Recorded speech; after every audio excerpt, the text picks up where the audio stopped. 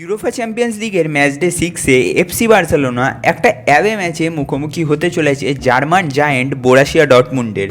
Current ফর্মের দিকে দুটো টিমের মধ্যে আকাশ পাতাল তফাৎ থাকলেও নামের দিক থেকে ম্যাচটা একটা অনেক বড় ম্যাচ এবং দুটো টিমের জন্যই খুব গুরুত্বপূর্ণ। আজকের এই ভিডিওতে আমরা বার্সেলোনা এবং বোরাসিয়া ডর্টমুন্ডের মধ্যে এই ম্যাচটার সম্পূর্ণ প্রিভিউ আপনাদের সামনে তুলে ধরব। ম্যাচটি আগামী 12ই ডিসেম্বর রাত 1:30 ভারতীয় এবং রাত 2 বাংলাদেশীয় সময় অনুযায়ী ডর্টমুন্ডের স্টেডিয়ামে অনুষ্ঠিত হবে। এই ম্যাচটায় আসার আগে ফুটবল ক্লাব বার্সেলোনা চ্যাম্পিয়ন্স লিগের 5 খেলার মধ্যে 4টিতে জিতে 12 পয়েন্ট নিয়ে টেবিলের 3rd প্লেসে আছে। অন্যদিকে ডর্টমুন্ডও 5 খেলায় 4টিতে জিতে 12 পয়েন্ট নিয়ে টেবিলের 4 নম্বর স্থানে আছে। দুটো টিমই নিজেদের শেষ চ্যাম্পিয়ন্স লিগ ম্যাচ ডেতে 3-0 গোলের জয় পেয়েছিল। ডর্টমুন্ড হারিয়েছিল জিএনকে ডায়নামোকে, আর অন্যদিকে ফুটবল ক্লাব বার্সেলোনা হারিয়েছিল ফ্রান্সের ক্লাব ব্রেস্টকে। বার্সেলোনা এই সিজনটা সব কম্পিটিশনে ভালো ফুটবল খেলছে। অন্যদিকে বোরাসিয়া ডর্টমুন্ড ডোমেস্টিক লিগে পারফর্ম না করতে পারলেও চ্যাম্পিয়ন্স লিগে পারফর্ম করে যাচ্ছে এবং এটা ভুলে গেলে চলবে না, আগেরবারে চ্যাম্পিয়ন্স লিগ ফাইনালিস্ট ছিল তারা। তাই এই ম্যাচটা যে একটা দারুণ ফুটবল ম্যাচ হতে চলেছে তা এক্সপেক্ট করাই যায়। ইউরোপিয়ান কম্পিটিশনে এই দুই ক্লাব টোটাল 4 বার একে অপরের মুখোমুখি হয়েছে, যেখানে দুটো ড্র হয়েছে এবং বার্সেলোনা দুটো জয় পেয়েছে। ডর্টমুন্ড বার্সাকে এখনও কোনো ইউরোপিয়ান ম্যাচে হারাতে পারেনি।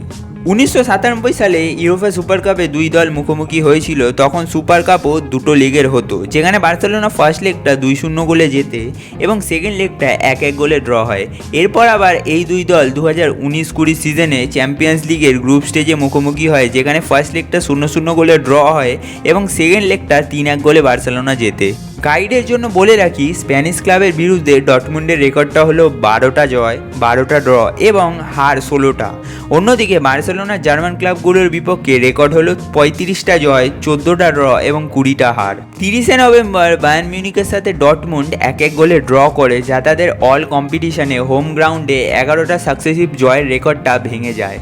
19 বছরে প্রথমবার হচ্ছে যেখানে ডর্টমুন্ড তাদের লিগের লাস্ট 5টা অ্যাওয়ে খেলাতে একটাও জিততে পারেনি। ডোমেস্টিক্যালি বোরাসিয়া ডর্টমুন্ডের যে দিনটা একটু খারাপ চলছে তার এই রেকর্ডগুলোই বলে দিচ্ছে। তবে হ্যাঁ, 1997 ইউরোপিয়ান চ্যাম্পিয়নদের যে এই সিজনে চ্যাম্পিয়ন্স লিগের ফর্ম ভালো আছে সেটা আগেও বলেছি, কিন্তু ডর্টমুন্ড লাস্ট 6টা চ্যাম্পিয়ন্স লিগ ক্যাম্পেনে 3বার রাউন্ড অফ 16-এ এলিমিনেটেড হয়ে গেছে। অন্যদিকে এফসি বার্সেলোনা প্রায় সব কম্পিটিশনেই ভালো ফুটবল খেলছে। 23রা ডিসেম্বর মায়োর্কাকে 5-1 গোলে হারিয়ে তাদের 3টে লালিগা খেলার উইনলেস স্ট্রিকটা শেষ করেছে তারা।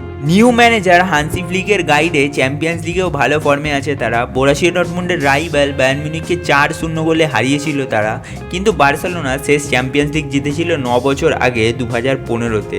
তারপর তারা এখন অবধি একটা চ্যাম্পিয়ন্স লিগ ফাইনাল খেলতে পারেনি। আগের সিজনে বোরাসিয়া ডর্টমুন্ড বুন্দেসলিগাতে 5th পজিশনে শেষ করেছিল কোচ টার্জিচের আন্ডারে। এই সিজনে যাকে রিপ্লেস করা হয়েছে নুরি সাহিনকে দিয়ে।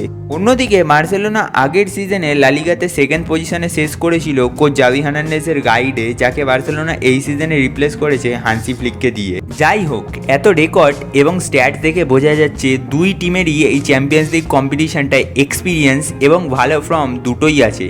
দুই টিমেরই এই সিজনে নতুন ম্যানেজার, তাই আশা রাখছি একটা সলিড ট্যাকটিক্যাল ব্যাটেলের।